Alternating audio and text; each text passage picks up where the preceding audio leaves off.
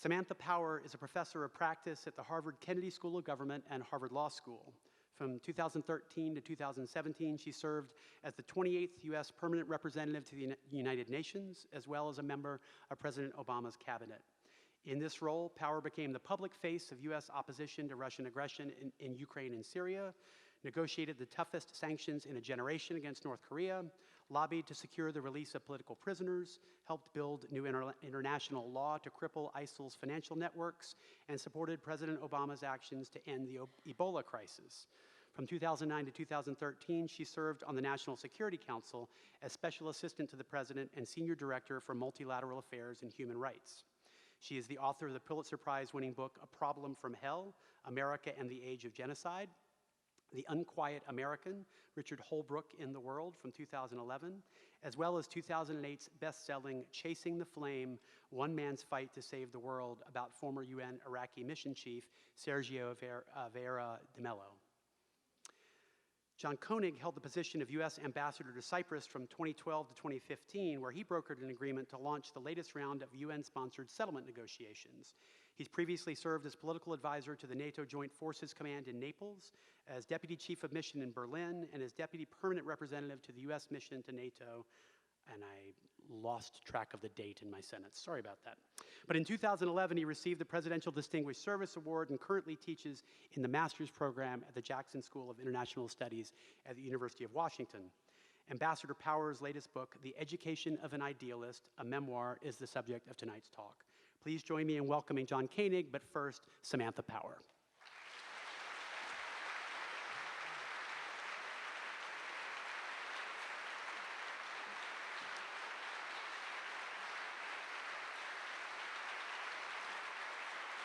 Thank you.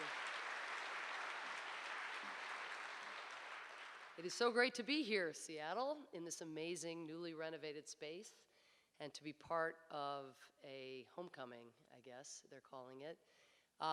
It's no secret that the cause of internationalism, of US leadership in the world, has been a bit bruised and dented, but gatherings like this are such a critically important part of ensuring that we have a constituency, an informed constituency, an engaged constituency on behalf of the right kind of US leadership. So I'm just so grateful to all of you for coming out on this Monday night. I'm still in the first week of my so-called book tour, and so I was just saying I felt like Freddie Mercury in the back, like doing my jumping jacks and everything. And people looked at me like I was strange. But I'm really glad to be here. I'm going to start, just take advantage of the fact that I've written this book and really tried to pour my heart out in this book. So I'm going to read a couple passages. They're both short. The book that I've written, called The Education of an Idealist, could be heard as somehow you get educated and you get your ideals knocked out of you. That's not my story at all. I certainly learned a lot. I definitely honed in on sort of different priorities at different stages of my career.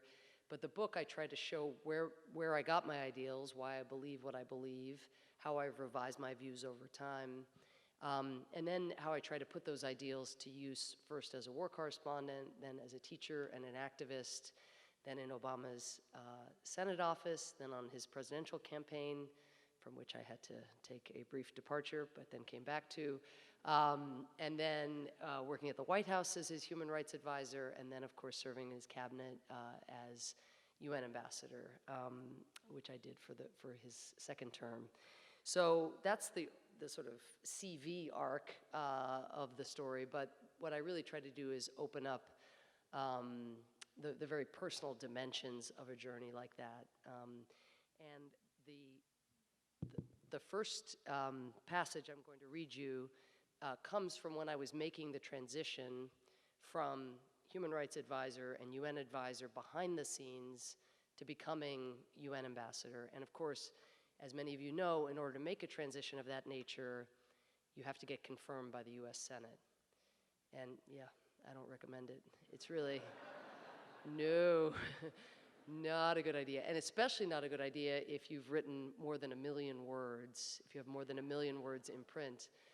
Because first, you have to go back and read all that you've written, and then if you compound that with everything you've said, you have to know what you've said in order to know what they're going to say against you.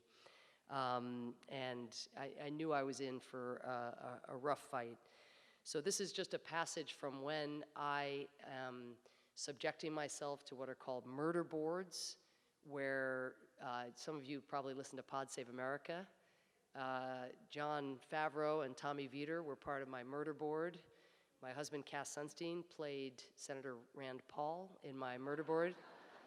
And this is a major aside, and we have to get to questions here quickly, but one of my pet peeves, I have many pet peeves that started when I was very young, but one of them is that Ireland is, people say sometimes Ireland is part of the United Kingdom. Kind of drives me crazy because I'm from Ireland originally. But then the other pet peeve I have is that people call me Powers. It's okay, I mean, it's probably like an upgrade. But in our murder boards where you're practicing what it's going to be like to appear before the Senate, my husband, playing Senator Rand Paul, would preface every question by saying, "Miss Powers."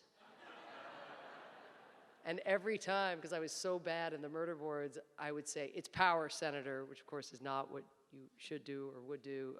If you're actually trying to get confirmed, you don't contradict the senator. But anyway, I gradually figured out how to appear before the Senate, and I did eventually get through the Senate. And there's a chapter called One Shot, because Cass and I played Eminem in the morning of my hearing, like two pathetic professors on a laptop in a hotel room. So the chapter is called One Shot, and this is a short passage from that chapter. I knew in advance of my hearing that my answers to the senator's questions had to show that I was not taking the outcome of the confirmation process for granted. This meant prefacing most responses with caveats like, "If I'm fortunate enough to be confirmed, I will." But with Ambassador Rice already in place as National Security Advisor in Washington, I couldn't wait until the Senate had voted before planning how Cass and I would go about uprooting our family and moving to New York. Fortunately, Hillary Schrenell, who worked at the US mission to the UN, took much of that burden off my plate. I'd first met Hillary a decade before when she was a 22-year-old intern at the Kennedy School. I found her so dedicated and sharp that I hired her as my full-time research assistant. In 5 years of working together, she became a close friend. After she graduated from Harvard Law School in 2010, I introduced her to Susan Rice, who hired her as a policy advisor. Now, if I could get confirmed, I would have the chance to work with Hillary again. But in the meantime, I asked her to come to Washington, D.C. to join my confirmation team. I felt it was important to have someone in my inner circle who knew both me and the practical and substantive steps I'd need to take once in the job. Because Hillary was close to my family, she also volunteered to help me think through how I could get everybody moved to New York. I was a bit embarrassed to rely on Hillary for help on household issues, given that she would soon be my senior policy advisor if I was fortunate enough to be confirmed. But she insisted on using her vacation time to help me. As she put it, quote, "The whole system is geared for the old days when a male ambassador swoops into his new job and the faithful wife trails behind, organizing the movers and finding schools for the kids," end quote. Hillary and I both knew that Cass was not going to embrace the role of old school spouse. Over the years, I had learned that when I assigned him domestic tasks, I often regretted it. After I gave birth to our son in 2009, the first year I was in the Obama administration, I asked Cass to write Declan's name and birth date on the official form. A few months later, after I waited several hours at the Washington, D.C. birth registry for Declan's birth certificate, I received one for Pecklin Power Sunstein. As soon as I saw the typo, I knocked on the glass window and asked for the spelling to be corrected. But the clerk told me that such an alteration would require a trip to the amendments office. I was beside myself. "Ma'am," I said, I promise you, I did not call my son Pecklin and then change my mind. My husband just has horrible handwriting. The clerk repeated directions to the amendments office and slid the glass window shut. After waiting another hour, I received the corrected birth certificate, which still noted, and notes to this day, that Pecklin Power Sunstein was born April 24th, and then beside his birth name, in inch-high black type, the office had added the stamp, amended, and his new name, Declan Power Sunstein. This experience now seems completely trivial, but at the time, it sent me into an exasperated rage at my husband. One job.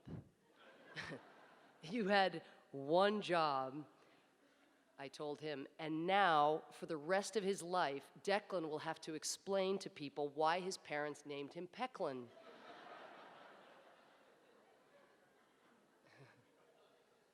When our daughter Rian was born 3 years later, Cass promised I could count on him. I learn well, he said. Yet, when I returned to the same birth registry to collect our daughter's birth certificate, our daughter named Rian, the certificate read, Artan Power Sunstein. No joke.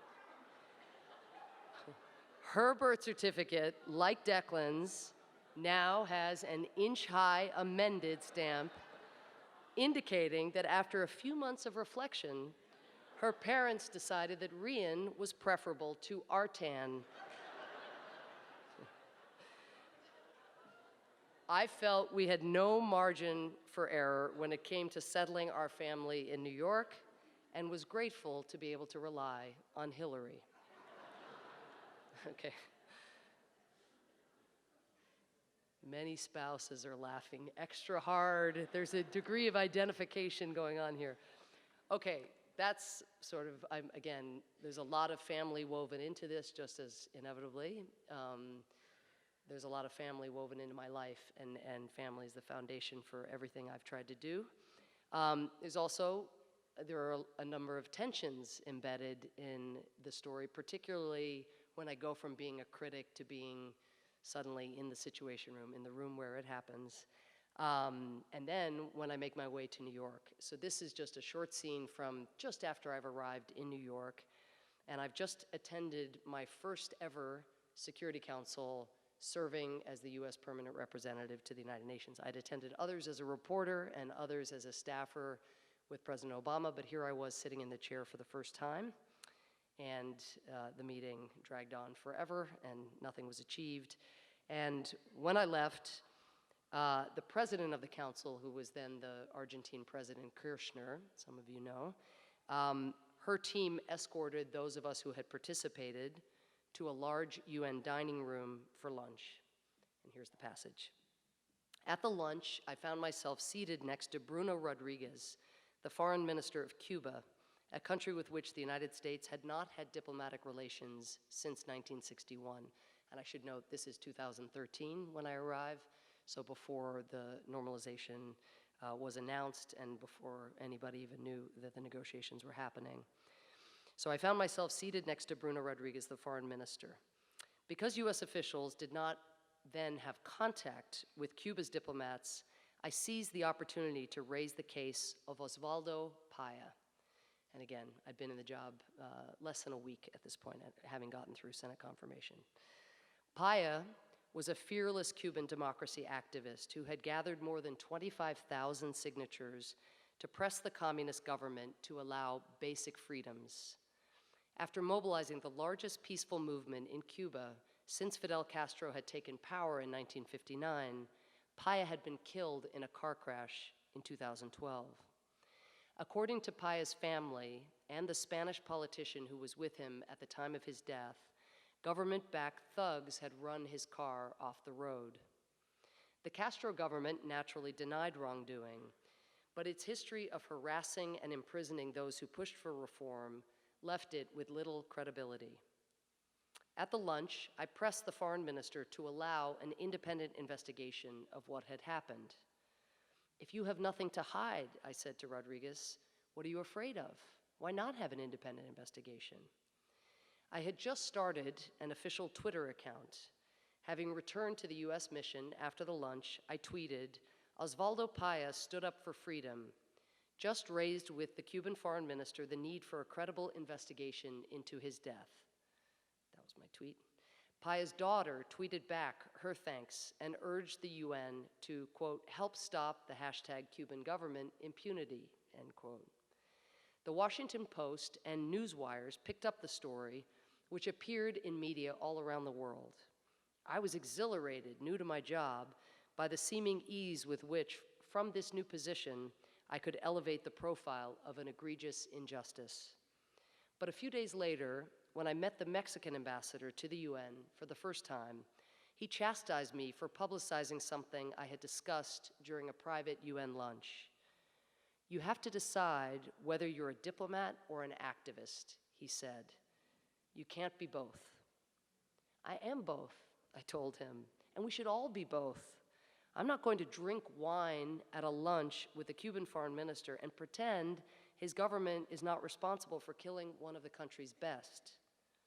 I hear you, the Mexican ambassador said, but people won't speak freely to you if they think you're more interested in making a media splash than engaging in real dialogue. I explained my rationale. Cuban government goons ran Paya off the road.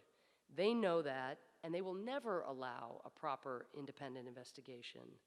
The closest we may ever get to holding them accountable for murdering a Cuban activist are a few negative headlines. I don't see how silence helps anyone. Talk to me in a few months, he said. The Mexican ambassador became a friend, but I never came around to his view. I was not prepared to choose between public and private diplomacy. Both have their place. Thank you. Questions?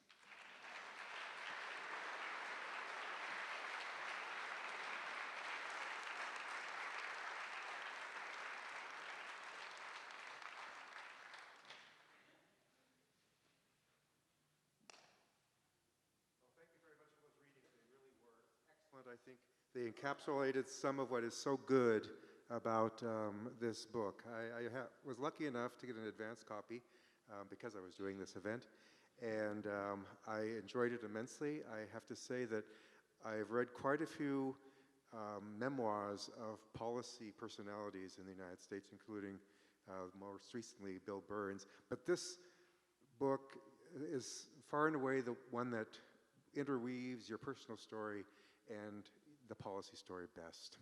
So it is a very personal book. And, you know, I would say you reveal a lot of things about your inner feelings, your inner workings as you become a senior official throughout your life. I don't think there's any need for the unauthorized biography of Samantha Power any longer. You have no idea what's on the cutting room floor, man. Well, that's right. You're right. So how did you decide what to include in the book, what not to include, if anything, and what were you trying to convey by including all these very personal details? Well, just for those who haven't managed to read the book in the 5 days it's been out. So it starts in a Dublin pub where I'm originally from Ireland, as I mentioned. And it tells a very personal story about my parents and the difficulties in their marriage. My father was an alcoholic. I spent a very, very large portion of the time I wasn't in school when I was a kid in a pub. And so I think I described that pub vividly. I don't know if it's an advertisement for the pub or it's opposite, given that I do describe it vividly. And then I describe, coming to America as an immigrant when I was 9 to Pittsburgh, Pennsylvania, 1979, year of We Are Family, for those of you who like baseball. And the Steelers also won the Super Bowl that year. And I mention that because who knew? The Seahawks-Steelers rivalry, I was unaware, had really gripped the nation. So, but I mention that because sports became a kind of lingua franca and a way of fitting in, and I describe sports and my love of sports. And then, and this is relevant, I guess, particularly for the young people in the audience, I wanted to be a sportscaster. When I was in college, I was a sports reporter. I was on a sports radio talk show with a number of other students, and to the degree that I was opinionated about sports of all kinds, baseball, basketball, you name it. I had an opinion. And then the summer of my freshman year, I was in Atlanta, Georgia, interning at the CBS sports affiliate there. And as I was taking notes on a Braves San Francisco Giants game, the footage from Tiananmen Square came down on the feed next to the one that had the baseball game.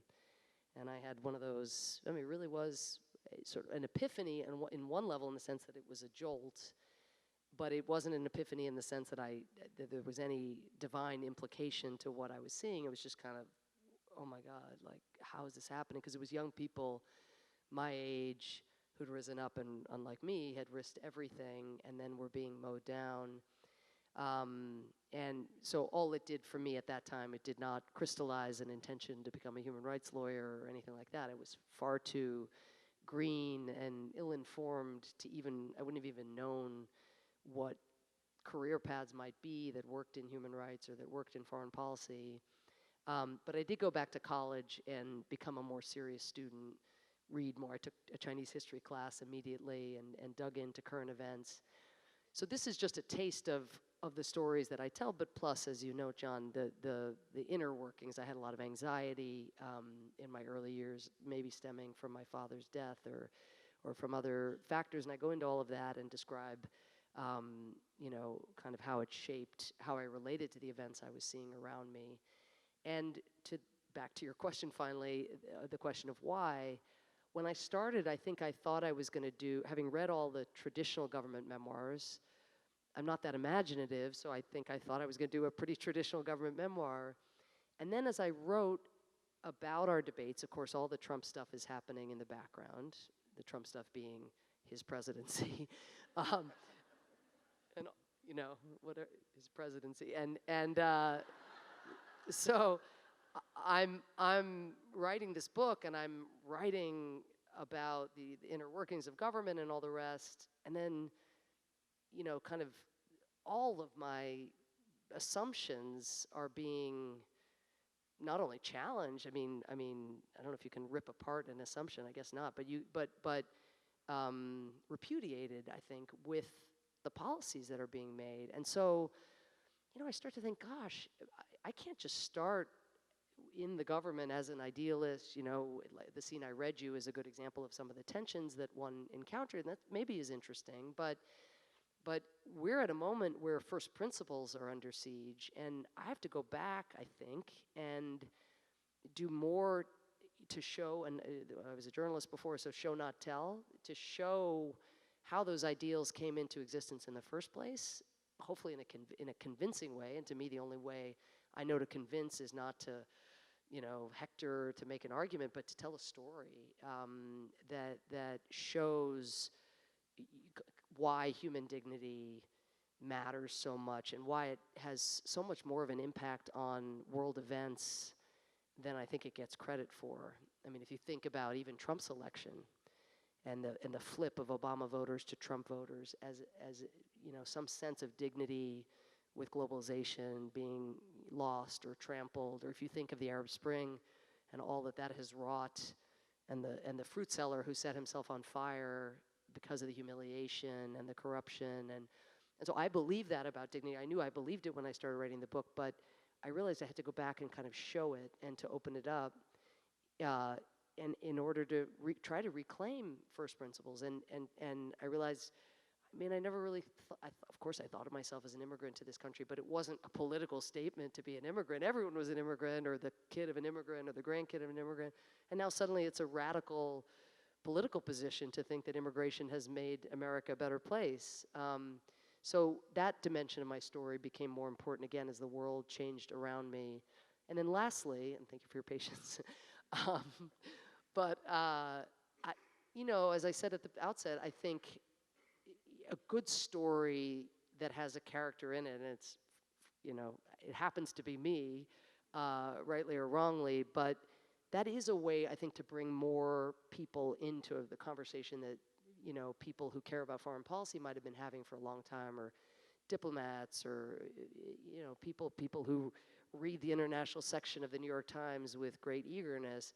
This book aims to go well beyond that, to young people who might be more interested in dealing with homelessness in New York City, or dealing with racial injustice, but for whom the larger lesson of how do you apply your ideals in a messy world in the face of constraints that you wish weren't there, but that you have to find a way to navigate. So it aims to go bigger, to go younger, young, actual age young, but also young at heart.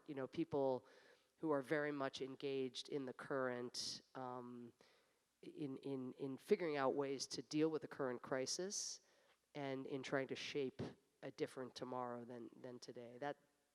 And in that sense, I felt I had to go beyond foreign policy to a bigger story. Great. You mentioned quite a bit about how you sort of wrote this book for this time in a way. You shared these revelations about yourself and your experiences for this time. And I think that brings to mind other things about this time. All of us have been watching, or I think most of us in this room probably have been watching the Democratic primary and all the preparations for the 2020 election. You were part of Obama's campaign and part of Obama's staff when he was a senator.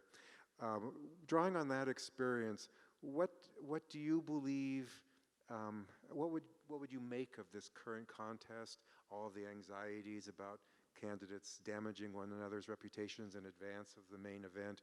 And what would you encourage young people to do as they engage in politics? How should they look at what's happening? Great. No, I do. I tell the story of Obama's campaign. Others have told it. Mine is from the vantage point of having met my husband on the campaign, Cass, the aforementioned Pecklin Artan christener.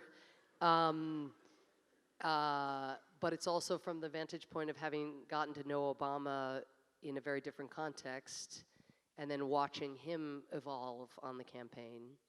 It's from the vantage point of being a complete neophyte when it comes to campaigns, and thus I have a chapter called Monster, which I probably don't need to elaborate on here, but is about losing my cool, getting completely caught up, I mean, ridiculously caught up, really, and in the back and forth between Hillary Clinton and Barack Obama as the election grew more and more tense.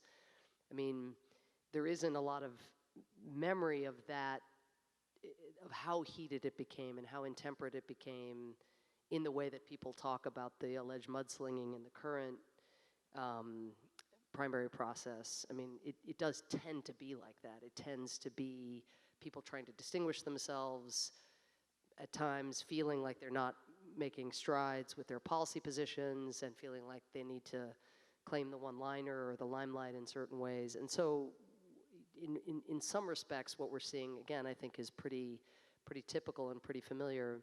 But the main thing, I think, the lesson that I would draw and apply to the present is one that Barack Obama, who was also new to campaigning for president and, of course, was just a first-term senator, but one he shared with me and others after he was unexpectedly defeated in the New Hampshire primary. Some of you remember that. He had won Iowa, and that was sort of blew people's minds, even though he'd been a very effective fundraiser in the year prior to the primary process. The Iowa caucus was the first election, as it were, in choosing the nominee, and he had won it handedly over Senator Clinton and John Edwards and a number of others who people forget were part of the campaign, Chris Dodd, Bill Richardson, others. And so he'd won, and then his lead shot up in the polls, and he was, I think, 7 points ahead, or in some polls 10 points ahead. And then Senator Clinton had a very impactful last kind of 36 hours, Senator Obama had a very bad, relatively bad debate where he lost support, and she won New Hampshire. And then everybody kind of, not everybody, but a lot of people thought that the old order was reasserting itself. And this is what Obama said, which I think is relevant for those of us who feel anxiety when we see so many candidates at each other. But Obama said at this small gathering, Katie Lilly's here somewhere, I think Katie was there as well. Obama said, hey, you know, we were all crying. I mean, we thought the whole thing was over, that it had just been this meteor that had shot into the sky and expunged itself somehow. And he said, you know, this is vintage Obama. I was pretty much writing my convention speech. You know, I was writing my speech for Denver, like basically accepting the nomination in my head. I also got carried away. But you know what? We need this.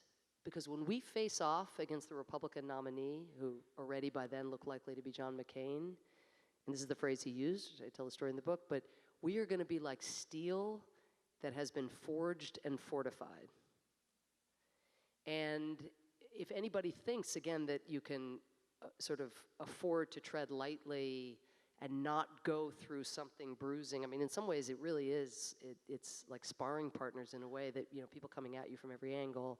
So I think there is that salutary dimension of these debates that we're looking at, and it's going to get reduced to a Final Four pretty soon. And when you have the Final Four, and it is the case that the four, at least the four I might imagine, which I don't need to disclose, you probably have your own four, but they're really different, and yet at a baseline in terms of an abhorrence of cruelty, a desire to combat racial injustice, a desire to put in place sensible gun control measures, a desire, I think, to re-engage internationally, but with an emphasis on diplomacy and on our alliances and instilling values, again, in our foreign policy. I mean, you know, there are baseline tenets that it's important to remember that all of these candidates share.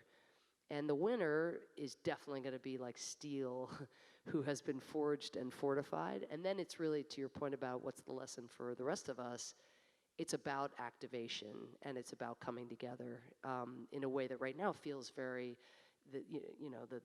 when you see Warren support, let's say Warren and Biden are the two front runners, Biden and Warren, whatever the order you believe, but the supporters are really down on each other. Whoever wins, whether it's them or anybody else, it just has to be about coming together around this common purpose. And I think in pretty much all but maybe one or two of the candidates, I think there would be that coming together, which will be so important to the ultimate cause. Wonderful, thank you. You mentioned when you were describing the kind of epiphany moment, you mentioned Tank Man, and you have a wonderful chapter on that and called that in your book. And you also... Just to digress, because I actually didn't mention, Tank Man being the man you all remember, because it was the 25th or more now, was it the 25th, 30th anniversary of Tiananmen, and Tank Man, who I didn't mention explicitly, but was the man who went in front of the tanks, who had his grocery bags. And that was one of the images, and he just dared the tank to run him over. And that was one of the images that very much moved me. Exactly. Right now, you're known, I think, for your insistence that we must include a human rights agenda, empowerment and other issues in our foreign policy. Right now, everybody here, especially in Seattle, which is so Pacific-oriented, is watching Hong Kong. China, it sounds like, fascinated you as you were moving through your interesting career, and you did deal with China a lot when you were at the UN and in the National Security Council staff. What do you think we should do about China now? How do you view the way that China is developing, and how central should human rights and human dignity and empowerment be in our agenda with China? Well, let me say, I think for starters, that the mishandling by the Chinese government of the extradition bill is what has caused for the Chinese government a bigger and bigger headache. And I was reflecting on this the other day, just thinking about what it would be like for any of us to, and I mean, some people are experiencing this already, of course, in this country, but to enjoy whatever your standard of living is when it relates, as it applies to human rights, and then to see rights taken away in that manner, and to see that kind of shrinking of political space. I mean, imagine if suddenly you had to get a permit to come here, or let's say you work, I was just reading the article in yesterday's Times about employees of Cathay Pacific. Did you read this? Where employees of Cathay Pacific are getting fired now because of their Facebook posts if they express sympathy for the protesters in Hong Kong or if they participated in the protests. And so, again, you used to be able to be living in Hong Kong and expressing your views, and then suddenly it's just slowly taken away. And so China has created a bigger and bigger headache for itself by not recognizing that two systems was a commitment that the people of Hong Kong took extremely seriously. In terms of US policy, I mean, I don't pretend that there's an easy answer to, or response even to China's rise. But what I would say is that on the one hand, as I experienced at the UN, China is a veto holder and an incredibly powerful force on the planet, ever more so. I mean, in the 21st century, economically and in terms of the heft that it could exert, potentially en route to becoming the most powerful, ultimately. And we can't deal with an existential threat to our planet, climate change, without China being at the table. Much of what comes out of the UN Security Council, which again doesn't get a lot of headlines, but 100,000 peacekeepers going to this place or that place, any hope of sanctioning a wrongdoer or a coup plotter, all of that China is a pass-through, just as Russia is a pass-through, and just as now President Trump is a pass-through. You have to get China, Russia, the United States on board in order for the international architecture, such as it is here in 2019, to work. And so there is no path that allows us to achieve our interests that's merely one of confrontation. But I think what you've seen from the Trump administration, and it's been very, like with everything, it's mixed messages. You never know what you're going to get from a Monday to a Tuesday. We're Monday today, right? That means appeasement, and then tomorrow it'll be, new tariffs, and even one of the things that the Trump administration or the president does often, which is really disturbing and problematic, is linking, let's say Huawei and the 5G issue, where our intelligence community has come out and declared what the Chinese are doing in terms of permeating the planet, a national security threat. That it would create the possibility not only for greater spying, but potentially to shut down whole electric grids or phone systems in a crisis. And so the conclusion is that that's a national security threat by our fact-based community. But the president has said, in negotiations with President Xi, hey, I'll throw in Huawei while I'm at it. We can figure that out. We'll just do that at the end, and that'll be like the cherry on the cake. And so this linkage, and the same is true with human rights. I think with this administration it's just a cudgel for those like Venezuela who we're mad at and who we are rightly standing up in opposition to. But there's no consistency of application. And in general, because of this nationalism and privileging of sovereignty, most of the statements out of Trump himself have been basically about respecting China's will and its desire to do what it wants, quote, within its borders, which is a kind of 19th century conception of what sovereignty allows, or at least a pre-1945 conception. Because what we've learned is that what a state does within its borders, A, ends up being a predictor often of how it acts externally, but B, it's very rare that those consequences stay confined within borders. And in the case of Hong Kong, of course, to even say it's within its borders is a complicated, I think, a misstatement of sorts. So to walk and chew gum at the same time is going to be extremely challenging with China. But my own view is that we are heading into a struggle between two models, an authoritarian model and what we hope is a revitalized democratic model, of which we hope the United States will be a flag bearer. And in that spirit, it is still the case that we have a voice, that we can show solidarity. We're not going to be able to dictate what China does in Hong Kong, and to think that we can is I think delusional. But what we can do is increase the cost for China to be using ever more coercive measures and try to be part of their calculus as to how far they go in, again, trying to exert the heavy hand. And that's with our voice. It could ultimately be with economic sanctions on particular individuals or actors involved in the crackdown. There are a range of tools, but I think the main thing is right now you wouldn't know if you were in Hong Kong whether or not I think the Trump administration is greenlighting China to do what it wants, or whether it's urging the democracies and the rights respecters of the world to come together to urge China to act with restraint.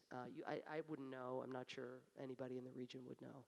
Yeah, it's amazing that we saw so many demonstrators carrying the American flag under these circumstances in Hong Kong. In your story about Hillary and her help in preparing for your move, and also about Cass and his bumbling of the birth certificates, that was a kind of a vignette about being a woman in a very, very challenging professional occupation, in this case security policy and international relations, where men have dominated in the most crudest sense of the word for a very long time. Perhaps you could share a few of your other experiences, particularly those that are relevant for all of the young women who are, some of my finest students are young women, or just the young people, because I think that we all appreciate the difficulties that women are in these occupations now. About how life lessons, I guess is what I'm talking about. What should they know as they go into this? Do you have any advice for them? How is it? The field it's not a level playing field. How do they play, and what should they do? Well, one of the things that's been immensely gratifying in my very short book tour so far is to see how many young women are at events like this. And unfortunately, I can't really see the audience, A, because it's dark, and B, because I can't see without my glasses. But is to see young women and this aspiration I think they have, whether to promote human rights or to be involved domestically on trying to make change. I mean, there is a way in which Trump has done us all one favor, which is, I think there is a pretty broad feeling, or a broader feeling, let's say, than there might have been before November 2016, of, hey, if he can be president, surely I can join the school board, and there's sort of less of a cap, I think, on people's sense of where they can go, arguably. But yeah, so I try to open up my experience as a woman in a way, and to be honest, this took some work for me to go back over it and really reflect on it, because as is true, I think for I'm sure many working women here, you're just one foot in front of the other, you're barely hanging on if you're juggling this, that, and the other thing, and raising kids and trying to keep it all together. That extra set of minutes to reflect and go meta on your experience, just that's a luxury, one luxury too many. So there's some examples, in the book, I think, of the unconscious ways. I mean, actually, the example of my friend Hillary Chernell and her help for me, and her line about, just how different it is because you just don't have that support network in quite the same way, I think speaks to that. There's one story I actually don't tell in the book, but that I think is an example of the bias, because there's the numbers issue, which is just there just aren't a lot of women in national security, and then there's the way in which, notwithstanding that stark and well-known fact, so few people notice, who are kind of, let's say in the majority. And so the best example of this came, and some of you may remember this, when President Obama was helping negotiate an end to the first debt ceiling crisis. Do you remember that, when Congress was like playing chicken with raising the debt ceiling? And the White House put out a President Obama, the son of an amazing feminist trailblazer, married to one of the great women leaders and inspirations and professionals of our time, Michelle Obama, 2 daughters. I mean, as feminist as you could get in the White House. But nonetheless, particularly in national security, but across the board, a very male-dominated institution. And so he's in the midst of this negotiation, and the White House puts out a photo, as they often do, of him in kind of crisis mode. And it's a chair like this one in the Oval, and you just see the back of his head, and then this phalanx of advisors. And there, I can't remember, a dozen, maybe 13 advisors, and they're all guys. And somebody thought it was a good idea to put this photo out. I mean, now we're used to it, right? Because we see, like, when the Saudi delegation is meeting the Trump administration delegation, the Saudi delegation might have they might have at least a woman translator. And so now you don't even, but in the Obama administration, I mean, someone progressive who's part of the administration, put out this photo.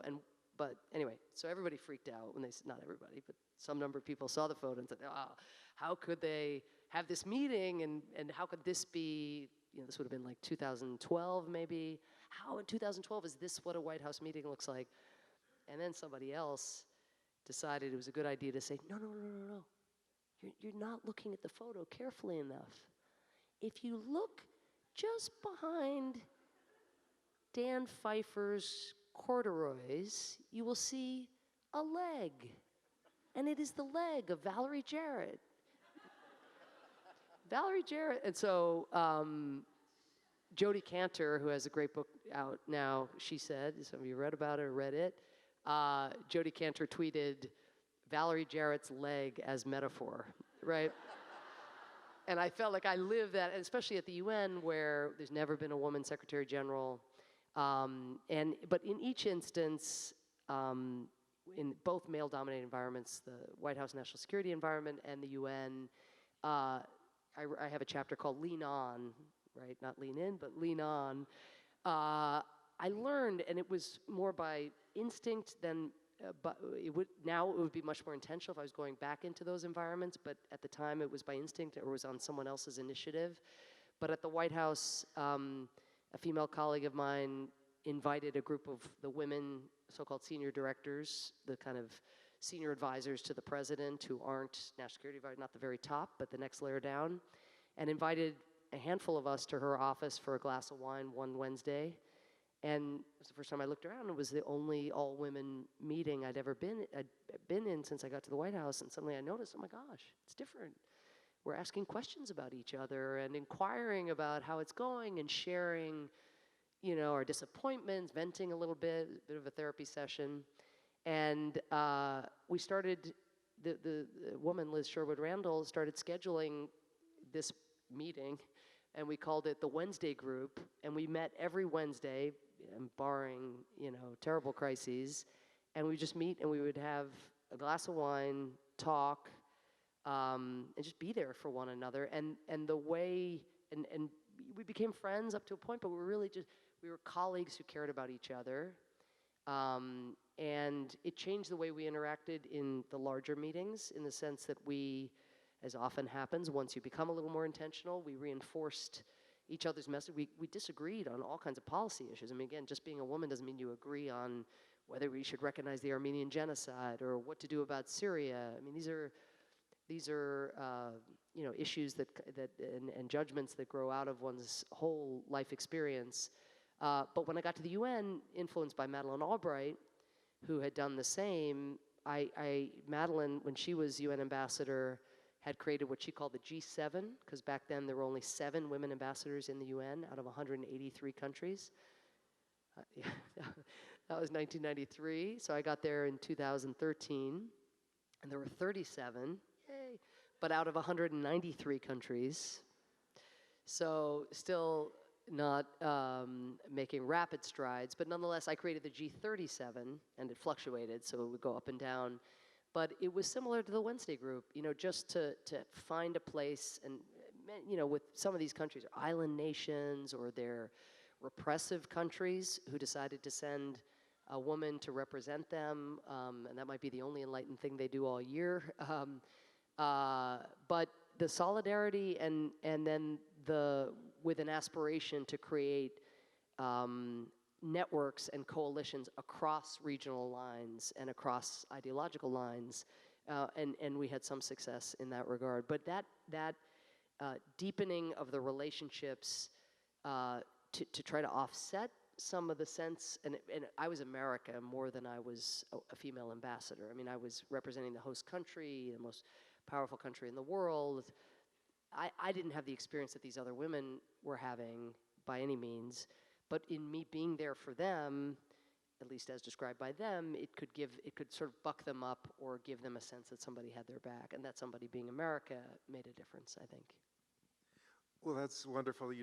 Your book is full of so many uplifting stories, I would say, about the use of American power.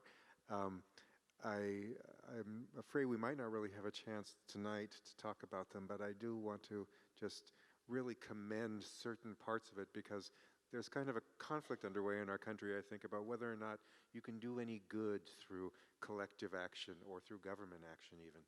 And your story about Ebola, your story about Central Africa, there are very many stories that demonstrate, yes, you can. I mean, I guess I shouldn't say that, yes, we can, but we can.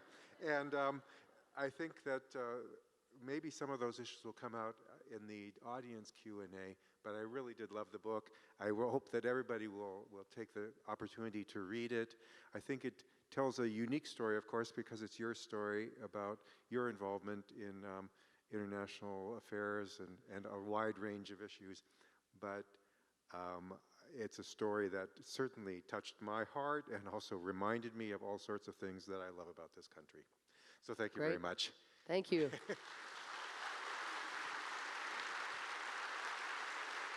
Thanks. Thank you both. So we're going to open up for Q&A now for the next 10 to 15 minutes. So we have microphones on the other side. We do have a questionnaire, so Kay, if you can step up to the mic over there, we'll get you going first. We ask that you ask your question in a form of a question. So we're trying to avoid statements so that we can get as many people in the Q&A here. So step on up and please direct your questions into the microphone so everyone can hear you clearly. And now I can see. We're gonna go over here first. I apologize, I'm on the wrong side. I had a couple of questions, namely, given the fact that over the last couple of years, so much of the work that you did has been either sort of challenged or to an extent dismantled in some cases.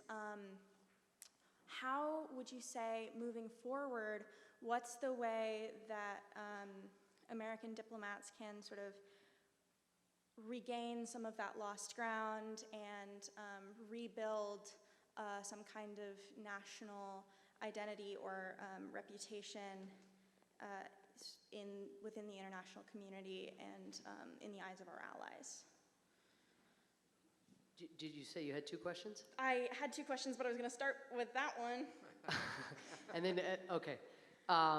It's a great question, and let me say a couple things. I mean, first, the bad news is that you have and you were polite in saying so many things have been challenged or dismantled. I mean, a lot has been dismantled. And my husband Cass was in charge of regulation also he was in charge of regulation for the first term, so that included health and safety regulation, environmental regulation, labor regulation, and so much of that has been dismantled, which I'm equally alert to. I mean, our foundation for our leadership on human rights internationally comes from, above all, how we're treating our own citizens and whether we're looking out for them. So I think the bad news is twofold. First, just the intrinsic badness of, for example, ending the Iran deal, which we spent years negotiating, and which by all accounts, by all independent accounts, was preventing Iran from developing a nuclear weapon. So that's just intrinsically bad. You blow up the deal, you have, not you, he blows up the deal, he and his team, they have no stated ambition about what they want to replace it with. They believe in punishment for punishment's sake, which may be satisfying somewhere, you know, in the Trumpian bosom, but it isn't doing anybody any good, and it certainly isn't achieving the objective that the deal was achieving, which was, again, cutting off Iran's pathways to a nuclear weapon. And moreover, we had united the whole world against Iran and its nuclear ambitions. What Trump has done has united the world and Iran basically against us, and I suppose Israel and Saudi Arabia as well. But that's a very different, the skewing of the coalition now is very different. So that's just an example of the intrinsic harm. And then the intrinsic harm on something like the Paris Treaty, where I tell the story in the book of us, of Obama, even though we thought, and I think Obama would admit as well, that he thought that Secretary Clinton was the strong favorite to win, he did have the foresight to say to us, after Secretary Kerry put the finishing touches on the Paris Agreement in Paris in 2015, Obama said, John, Samantha, Susan, the whole national security team, you guys go out. I want you to, you know, play as if this is your last dash, that this is our last stint in power, and I want you to get the Paris Agreement locked into international law before the November 2016 election. Now, that sounds like just formality, not a formality at all. First, Kyoto took like 9 years to bring into force because all the parliaments, the requisite number of parliaments have to ratify an international treaty before it acquires the force of law. And by doing it so much more quickly than in any international environmental treaty had been done before, Obama understood that if Trump won and he pulled out, it would not dismantle the entire Paris Agreement. It would mean that the United States was falling behind its commitments and that the world was falling behind on combating climate change, but at least the other signatories would be committed, and the treaty would remain in effect. So, but the harm of the U.S., you know, not even fulfilling the baseline. Paris was just the baseline before we were going to then, you know, re-energize another process to get another accord put in place, so we stretch ourselves further. And now the United States is lagging so far. So that's intrinsically harmful. And then the collateral bad news on issues like this, and there are dozens of them in terms of what Trump has undone, is that it means that our successor, Trump's successor, whoever it is and whenever it is, from my standpoint, I hope, of course, in January 2021 or before, but whoever his successor is going to have a hell of a time convincing other countries to be part of treaties and agreements with the United States. So there's the intrinsic harm, and then there's this knock-on harm, which is the damage, as you note, to our credibility, which isn't just a, you know, kind of popularity contest. It has practical consequences when we think about doing further international agreements. That's the bad part. But the good part is, I mean, two things. One, countries are desperate for U.S. leadership to return. There is no team captain in the international system here, notwithstanding China's rise. We're a long way from, in the face of an Ebola epidemic in Congo, China, you know, gathering the countries of the world together to combat that. And even on, for example, an issue of climate change, we're a long way, notwithstanding China's progress on solar or whatever else. You know, China's still building coal plants as part of the Belt and Road Initiative, even as it's taking credit under Paris for dialing back, you know, coal use at home. And so there's a hunger for U.S. leadership, one. And then the second positive thing I would say is, I don't think you can discount what it meant for President Obama to take on so many taboos also in American foreign policy. I mean, even though Trump, for example, has undone the Cuban normalization, does anybody here think I mean, again, barring like some perpetual, whatever, perpetuation of Trumpism at a federal level, which I have a hard time seeing as something more than an epiphenomenon, even though I take the phenomenon very, very seriously. But nonetheless, does anybody see in 10 years us not having normalized relations with Cuba? And 5 years ago, what are we now, 2019? 6 years ago, could you have ever seen the politics of that? I mean, people acted like if Obama even raised the Cuba issue, and this is a very small issue, but that like Florida would fall off the map, that like no Democrat would ever win again and so that's an example where sort of the baseline has shifted. Even the engagement of Iran to do the deal in the first place was taking on a huge taboo. I mean, we hadn't spoken to them basically since 1979. And Trump, again, there's very little I can say about his foreign policy that is positive, but I will say I would support his engagement, or at least the Trump administration's engagement with Iran, of course. The fact that he's even talking about that, I think, stems from the fact that, again, those taboos have lifted. And I'm perfectly supportive of the North Korean engagement. I'm just would be wildly critical of the manner in which it's being done. But in that sense, we've made strides as a country. That, remember the Kennedy line of never negotiate in fear, never fear to negotiate. So I think the boundaries have been pushed, and I'm hoping that when a future Democratic president or a future sane Republican president seeks to negotiate with other countries, that there is that people. I mean, we have so much amnesia in our politics right now, but that Republicans remember that they supported Trump when he engaged North Korea and talked about engaging Iran, when they, ridiculed Obama for doing the same thing. I hope that, again, in the future, now we have two very different politics behind policies of engagement on behalf of U.S. interests, and I think that's an important threshold that's been crossed, from which I'm hoping we won't go back. Thank you. What policies do you think the United States should be following toward the tragedy in Venezuela?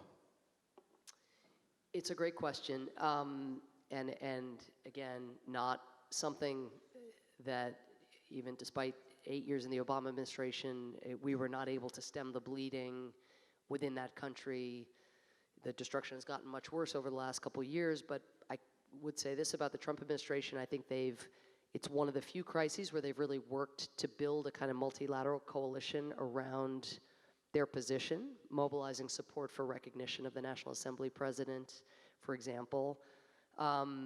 For the U.S., I think our policy, though, especially in the Americas, is filtered through our history in the Americas, which makes the invocation, however hypothetical, of the use of military force in Venezuela a very flawed approach. So I would stop that. There's no way to go back in time. We cannot undo the John Bolton year as National Security Advisor. But he really, it was part of his approach and reflected by the president, or vice versa. It was Trump's approach reflected by John Bolton, but that invoking the specter of the U.S. military was a kind of footstep effect that would scare Maduro into potentially giving up power. To me, just on its face, that was very foolhardy and undid some of the good that was done in building the coalition. So I think massive emphasis on the humanitarian, given the devastating toll the state failure, man-made failure is having on the people of Venezuela. So sadly, because of our loathsome position domestically, our American position on refugees, we are not in a strong position to do what we need to be doing on Venezuela, which is to be encouraging the neighboring countries to continue to welcome refugees. Colombia has, it's incredible how many refugees are coming across the border daily. It's now going to surpass Syria, I think, at some point soon, to have produced the most refugees, or almost a comparable number of refugees. And that's not from a traditional conflict situation, but just from the horrific management of the state by the Maduro regime and the violence against political opposition.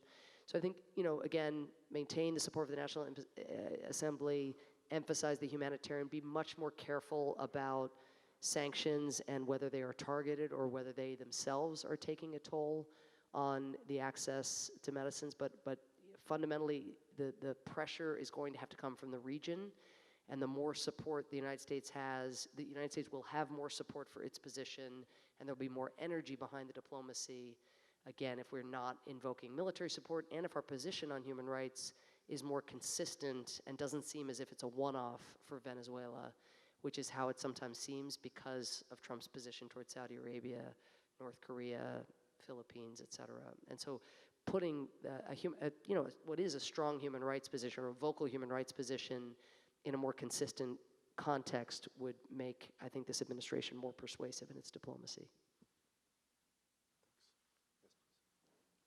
Hello. I have two questions, if you don't mind. First, I'm about to start my first job in international security at the Pentagon, so I was wondering if you could turn Mr. Kogel's question into some practical advice for me. And then second, I was wondering a little bit if you could talk a little bit about your relationship between the Fourth Estate and working in government and what that transition was like for you. Great. So first of all, thank you in advance for your service. Of all the things I did in my career, I don't think I found anything as meaningful as serving in the government as John noted, on a good day, to be part, even a small part of U.S. leadership, for example, to end the Ebola epidemic, a story I tell, just bucking some very difficult domestic politics. I think working at the Pentagon, there's plenty that the Pentagon is doing off the headlines. I don't know what part of the Pentagon you're working in, but whether that's care for military families, or even some of the military and the non-military dimensions of trying to combat ISIS, which still goes on, is an incredibly worthy fight. Just making sure our troops in Afghanistan, for as long as they're there, and I do hope they'll be coming home soon, finally, after 18 years, but that they have the supplies and the support that they need from the building. But that's an abstraction because I don't know what you're doing specifically. I think what I'd say more generally about public service, among the lessons I learned was that, and this is true, I think, of citizenship, which I'm now learning, being reminded of this challenge, but I think we all feel that the problems in the world, or if you're me and you're critical of the Trump administration, even the own goals or the self-inflicted wounds by this president, the problems feel much bigger than any one individual can solve. And even when I was a member of the president's cabinet, so not coming in for the first time to the government, but actually getting to operate at this amazing level and having the ear of the president, I'd look at the 67 million people displaced in the world and just think, what can one person do? Which is how I'm sure you feel now, and all of us do, and how you'll feel also as a cog in the larger, Pentagon machinery. And one of the concepts I introduce in the book is not mine, but it comes from a wonderful book called Switch by the Heath brothers. The subtitle is Making Change When Change is Hard. But they have a great concept, a very sort of familiar concept, but it's shrink the change. So how can you figure out, and not at the beginning, you got to get the lay of the land, but what is your slice of the problem about which you can do something? And one of the examples I use in the book was we were, even before Trump, facing a huge human rights recession around the world, and I would feel small. I would just think, damn, I'm in the cabinet of the President of the United States, and yet all the data is showing freedom declining in this country and that country, and this is back when I thought Secretary Clinton was going to be winning the election. So, and even then it seemed like a bleak global picture. And I sat down with my team, and together we came up with the idea of a very modest campaign to seek to free 20 female political prisoners from jail, from countries like China, Egypt, Ethiopia, Uzbekistan, Cambodia. And I write about it in the book, I don't think I really believed, this is how much you can feel small. I mean, I don't think I believed that we would necessarily make tangible inroads on behalf of these women, but I thought it would mean something to these women, and it would mean something to the families of these women that the United States was standing with them against these unjust charges. Anyway, I won't spoil the whole story in the book, but 16 of the 20 women were freed from jail as a result of not only this campaign, but of course teaming up with the families and the lawyers and so forth. And again, I'm very incredibly proud of this modest effort. It's only 16 people against a backdrop of a human rights recession around the world. Yes, each of those 16 women go back to raising their voices and trying to help impact their own communities. But it's so tempting to say it's just too small next to the, but it's the small and the small and the small, I think, that will add up. And I quote Obama in the book. At one point we have a back and forth, and some of you have heard him say something similar publicly, but Obama likes to say, better is good.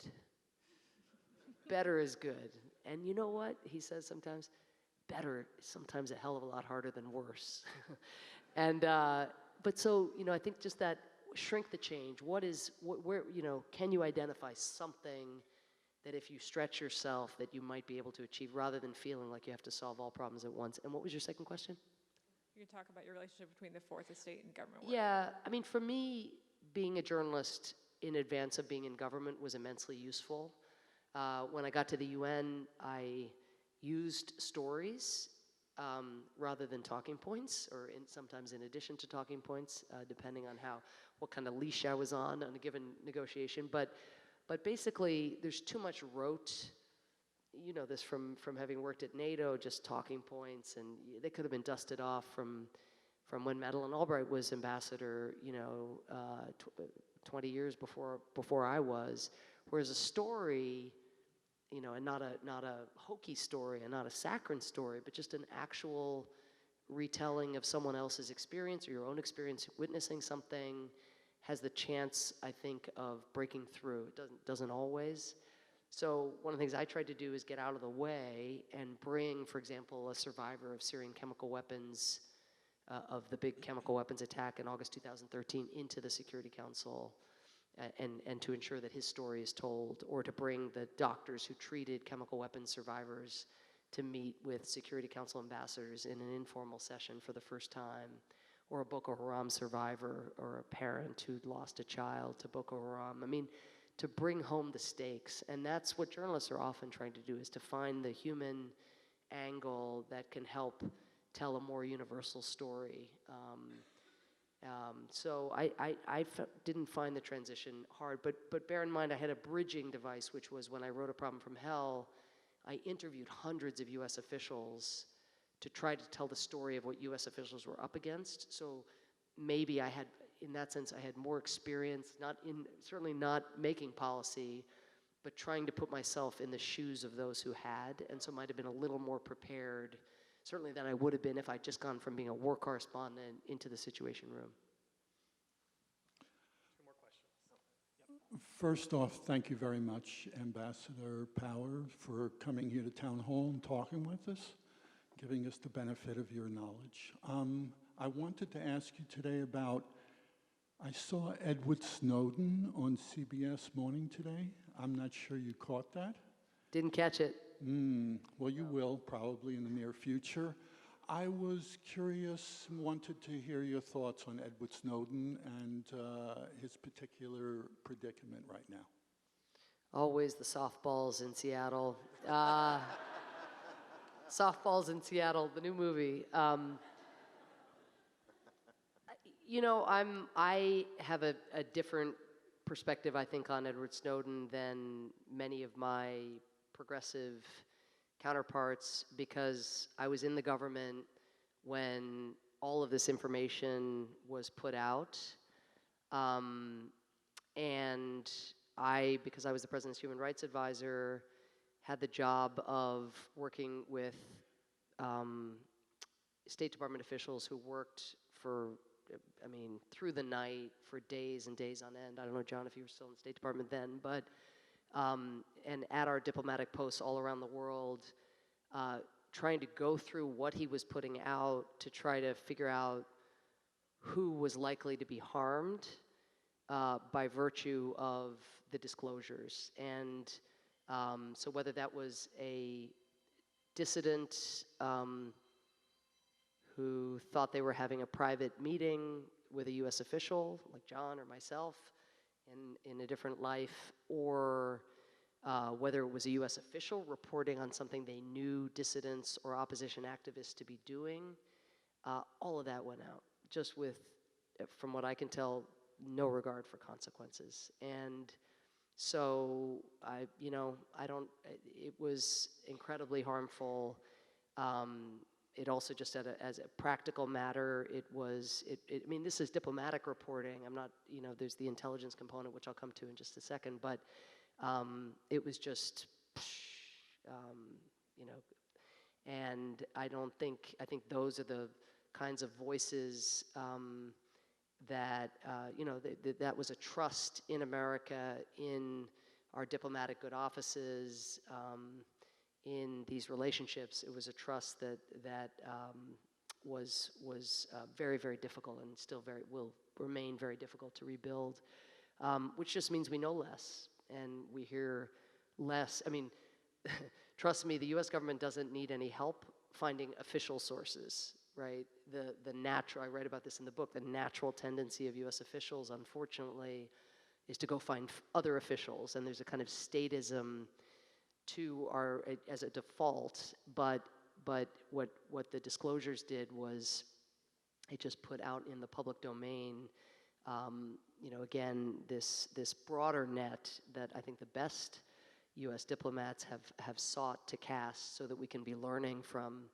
people well outside, the government. And so was a real downside, I think, and a very harmful dimension to what Snowden did.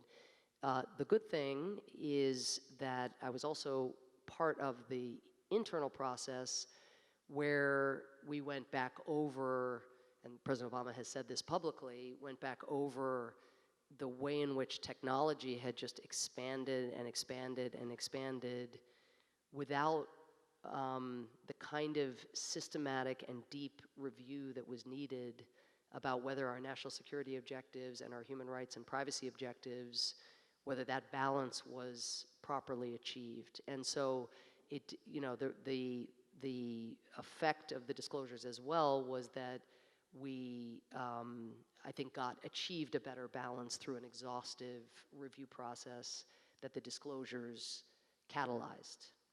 So, but again, I think that I wish, I know he claims otherwise, but I wish that he had done more within the system, using the channels that existed to go to higher levels, at least to see whether or not in the Obama administration he could have kickstarted or secured that kind of exhaustive review without having to put so much else at risk. Good evening, Ambassador. I have a number of memories of you standing up in the UN Security Council and condemning Russia for their campaign of just deceit, especially when it related to the Crimean Peninsula. How does it strike you today, or rub you, that we have a chief government spokesman that just engages in daily, habitual, shameless, non-tactical lying for no apparent purpose? And as a follow-up, did President Obama ever ask you to do something like that, ever deny something that you thought was true? To deny something. So was your question, I just want to make sure I caught it. I heard the part about Russia. Your question is, in the US, is that what you're referring to for your first question, to have a spokesperson? Okay. And then the second question, did President Obama ever ask me to do something comparable?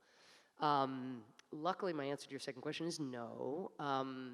Although I do tell the story in the book of something, again, very, very different. I'll come back to your first question, which is, we had made a campaign promise to recognize the Armenian genocide, and Senator Obama's position on why we should recognize was that it in effect forced diplomats, whether they're serving in Turkey or they're serving anywhere else around the world or in Armenia, to not tell the truth, because we know it to be true that a genocide was carried out in 1915 by the Ottomans against the Armenians, And so I tell the story in the book of how when we got into office, how, when push came to shove and when it came time to fulfill that promise, and believe me, when we got into office, we had a list of Obama's promises and we were trying to tick through them, and it wasn't like anybody was blithe as if these were just, oh, that's the campaign, things happen, now we're in office, we get to do what we want. I mean, really, there were people at the White House whose job it was to hold us accountable to the promises that had made in the campaign, including this one. But because we were drawing our troops down from Iraq, and so much of the resupply to our troops who were still in Iraq occurred through Turkey, and because of, frankly, I think also really the domestic economic circumstances in the US, which were devastating and consumed much of the president's time, he chose in that first year not to recognize the Armenian genocide. And I tell the story of arguing with him about that, and in the wake of that, or maybe because of that, as it happens, my water breaking, and my son, I know it's crazy, but my son, the chapter is called April 24th. You heard from my Peklin story that Peklin was born on April 24th, but April 24th is Armenian Genocide Remembrance Day, for those of you who don't know. And so every year we light a candle to the Armenians, but I feel terrible because this was a promise that I was also a part of making, using the credibility that I had amassed, having written a book about that included the Armenian genocide. And we tried again in the 100th anniversary to come around to doing that, but then we were fighting ISIS and we were using Turkish bases. So I still think it would have been much better, and it would have left diplomats in a position to always, to not have to dissemble and to just be telling the truth and sticking to the facts of what happened in 1915. To your first question, you put it in your language. I guess what I would say is the following, that when I got to the UN as ambassador in 2013, relations with Russia were just beginning to deteriorate. And I had, as part of my post-Tiananmen youth, I had gotten very interested in foreign policy. I'd read everything I could about the Cold War when I was a college student into my 20s, when the Balkans were imploding, and I became a war correspondent. I became, again, just as a amateur reader of history, but I was really interested in Soviet history and in Cold War history. And I remember, again, in my youth, but reading about what, for example, the Soviet ambassador would say at the UN during the Cold War, and I would just think to myself, how could he have possibly thought that anybody would believe this? So, the Soviet Union would be invading Czechoslovakia, and it would be all about, the humanitarian emergency in Czechoslovakia where the Soviet, benevolent troops are coming in order to prevent a massacre, or the same in Hungary in 1956. And I just read these things, and I think, geez, nobody could ever get away with that kind of thing today. And then lo and behold, in 2014, I walk into the Security Council. Russia's just gone into Ukraine, sought to lop off Crimea, would soon go into eastern Ukraine, seek to lop off part of eastern Ukraine. And the tactics were identical to those that I had in my mind. I just thought, how could anybody back in the day have gone along with? Now you have people with phones and cameras and the internet and live witnesses and video testimony, and it was like a playbook. But what I never thought, even as I saw that playbook employed on Ukraine, on Aleppo, oh no, we're not involved militarily in Aleppo. Oh, we just took Aleppo. Oh no, we're not in Ukraine. Oh, now we're annexing Crimea. Just crazy lies, like bald-faced, whatever. Just no regard for shame, as you say. But I never thought that set of practice, I neither thought it could happen in the modern age, in the age of, back then I would have called it, an age where facts would matter and so forth. But the idea that set of habits, which both include deceit and dissembling, but also the same diversionary tactics. Whataboutism, a phrase I didn't know until after I left the Obama administration, but when you get accused of doing something or you're at fault for something, immediately attacking your enemy, but also just completely diverting and with a non sequitur to something else. So no, that migration is extremely disturbing. But what we have here is the privilege of citizenship and the ability to do what we did in the midterms, which was to have just unprecedented turnout, an unprecedented wave of new candidates, and an ability to organize and to express ourselves. And even with all the big money in politics and the gerrymandering and the crazy Supreme Court decision on gerrymandering, we still can win and we can defeat that. And that is a set of privileges they certainly didn't have in the Soviet Union. They also don't have today in Russia, and we just have to use it. Thank you.